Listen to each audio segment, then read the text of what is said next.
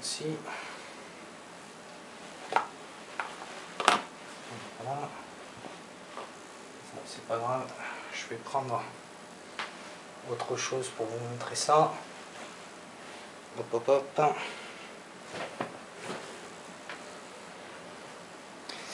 En réalité, je vais juste prendre des petits cure-dents. Donc voilà, donc ça ça peut être très utile aussi. Ah quoique, attendez, je crois que je viens de trouver ça, parce que les cure-dents, si vous voulez, après vous pouvez vous appuyer avec une lingette comme ça, hein, ou en microfibre, etc. Voilà, et puis vous faites comme ça, vous la mettez un peu comme ça, et puis là vous allez nettoyer au niveau du processeur. Mais donc, on va pas faire comme ça. On va prendre, là j'ai trouvé ma boîte, des cotons-tiges. Voilà, les cotons-tiges, c'est ce qui a, ça évite d'user un peu notre lingette. Voilà, je m'étais dit que je les avais mis à quelque part. Donc là, il y a donc il y a une sorte de pâte comme ça, donc vous faites attention, ça faut y remettre, hein. Ça c'est de la pâte un peu fait exprès. Donc c'est de la pâte c'est une sorte de scotch, mais pour mémoire ou pour chipset GPU, etc. Donc dans un premier temps, d'ailleurs, ce qu'on peut faire tout de suite, c'est nettoyer justement notre heatsink, donc cette pièce là. Alors pour ça, on va prendre de l'eau écarlate, vous voyez. Je vous montre ça un peu comme ça. Hop. Donc voilà. Et puis là, on va vraiment nettoyer ce truc là, vraiment. Vous voyez, en profondeur. Il faut bien qu'il soit brillant, bien qu'il ne reste plus rien, que là, il n'y ait vraiment aucune trace de pâte thermique. Il faut vraiment que ça soit qu'on pourrait manger dessus, hein. D'ailleurs, c'est pour ça qu'on prend de l'eau écarlate, parce que au moins vous êtes sûr que ça n'abîme pas donc le cuivre, mais que ça attaque suffisamment pour pouvoir vous décrasser ça en moins de 2, hein. Vous voyez, vous regardez le résultat par vous-même, hein. Donc voilà, donc là on va faire idem là ici. Hop, on va essayer de prendre un petit coup d'écarlate. Voilà, là aussi à ce niveau là, donc il faut vraiment que ça soit propre. Voilà, il faut vraiment que voilà, qu'il n'y ait plus aucune trace.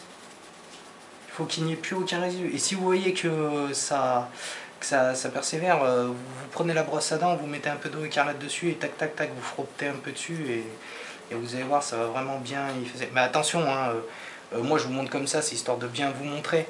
Mais voilà, vous prenez un petit appui, voilà quoi, vous faites attention de ne pas trop tordre, hein, parce que bon, moi j'ai pas un assez gros encadrement par rapport à la vidéo, mais essayez d'y faire bien à plat et voilà quoi. Faut vraiment pas du tout le tordre, hein, ce truc là, sinon vous allez tuer votre système de chauffe. Donc là ce qu'on peut faire, hop, on va enlever un peu le plus gros au niveau du processeur. Voilà. Voilà, à ce niveau là. Comme ça. D'ailleurs on voit que j'en avais mis un peu trop. Et du coup ça devait plus isoler qu'autre chose. Là ici à ce niveau là pareil. Donc là on voit ça fait un peu dégueulasse. Là aussi on va y nettoyer. Tac tac. Et là on va prendre nos cotons-tiges. On va nettoyer un peu tout ça.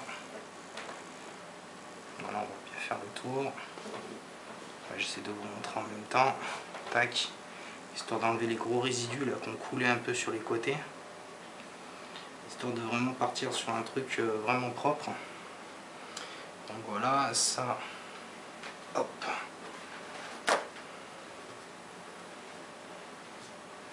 On va les mettre là. Voilà. D'ailleurs, vous pouvez prendre un peu de... Je ne sais pas si vous avez vu, vous voyez, je le trempe juste un tout petit peu, histoire de l'abîmer. Dans un premier temps, tac. Vous voyez, histoire que vraiment ça décolle en moins de 2. Là, idem. Voilà, tac. Voilà. Après, là, ici, hop. Histoire que ça tombe pas du tout, voilà. Et après, on peut prendre notre fameuse lingette.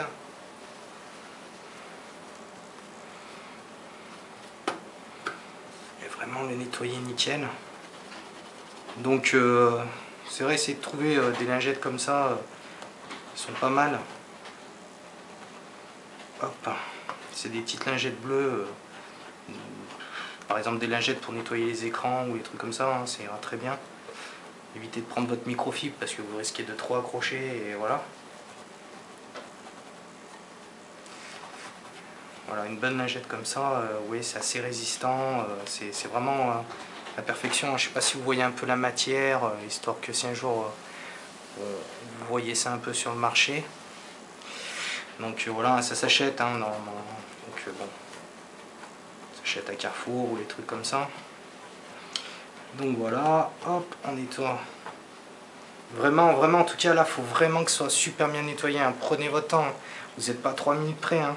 Quand vous faites ça, vous le faites bien, hein. Vous voyez là, il restait des résidus. Après, ça peut isoler certaines puces, voilà. Donc il faut pas hésiter, hein. Il faut mettre la dose. Vous voyez, hein, regardez, hein, pourtant on a l'impression que c'était propre, hein. Mais non. Tout simplement, c'est voilà, ça a dû couler un peu. Et...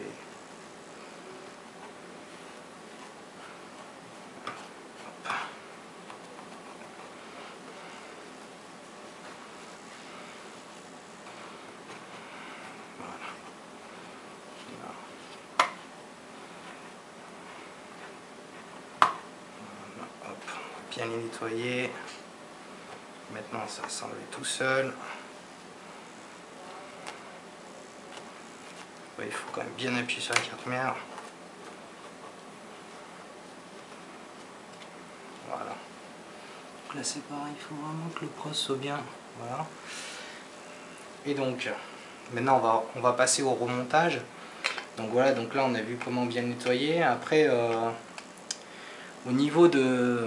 C'est vrai que par rapport à la pâte thermique, beaucoup mettent juste une petite goutte au milieu et voilà, ça suffit. C'est vrai que pour les ordinateurs portables, ça suffit. Mais parce que le contact, vous voyez, il est tout petit, donc vous n'avez pas besoin de beaucoup. Mais en tout cas, sur les ordinateurs normaux, donc les PC normales, attention, il faut quand même le faire, par exemple avec une petite carte ou une petite spatule, bien mettre sur vraiment toute la totalité. Parce que si votre refroidisseur fait contact vraiment avec la totalité, il faut vraiment que tout le contact, il faut que le joint il se fasse, et il faut que ça soit très très fin. Donc c'est pour ça qu'ici, oui, je fais une petite injection. Voilà, ça suffit. Là aussi. Et là sur mon GPU aussi. Voilà. Donc ça suffit. Ça, on va le remettre parce que ça sert un peu pour appuyer dessus. Donc voilà, des fois ça peut être un bout de cuivre ou voilà, donc il faut faire attention. Bon, sur certains modèles il n'y a pas hein, ce truc là, hein, donc paniquez pas hein, s'il n'y est pas. Hein. Des fois il y a des modèles où il n'y est pas. Hein. Donc voilà, donc ça on va le remettre. Donc alors toujours sur le fait de comment on démonte un ordinateur portable, une petite astuce, si vous voyez j'ai un peu un angle à 45 degrés. Bon là c'est vrai qu'on ne voit pas la caméra, mais souvent il y a un angle à 45 degrés. C'est idem. Par exemple, quand vous mettez une mémoire, c'est dommage, là j'en ai pas une là sous la main, mais je vous aurais montré, c'est 45 degrés et tac, on la clipse. Parce que si vous essayez de la clipser comme ça et tout, vous allez avoir du mal, vous allez dire ouais je comprends pas trop, c'est un peu chiant et tout ça, donc voilà. Mais bon, c'est des petits trucs à savoir, hein, c'est des petits trucs de précaution. Donc là on respecte bien. Je reviens un peu à nos moutons. On respecte bien donc le sens des chiffres. Hein. Donc 1, 2, voilà, 3, voilà, après 4, voilà, le 5 oui, qui est ici, et le 6. Voilà, donc ça c'est vraiment à respecter. Donc là on va remettre notre fameux ventilateur. Voilà, tac. On va prendre notre petite vis. Hein.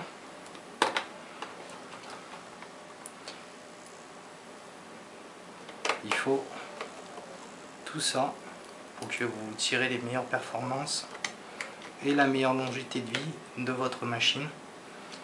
Voilà, on rebranche, hein, à ne pas oublier. Après, on remet donc notre porte, pardon.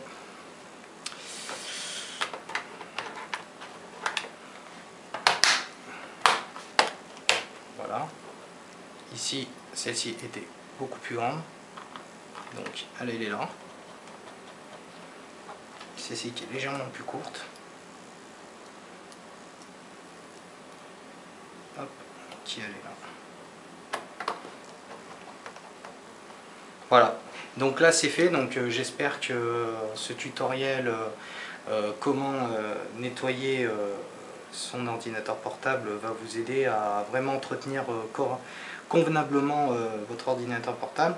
Donc en tout cas, une petite chose, c'est que si vous voulez, à 80% le heatsink se situe là, mais ça peut arriver que, hélas, suivant comment l'assembleur, que ce soit Dell, HP ou n'importe quelle marque, ou Asus, des fois ils l'ont mis, si vous voulez, en dessous du clavier, machin, et là il faut tout démonter, le châssis base, etc.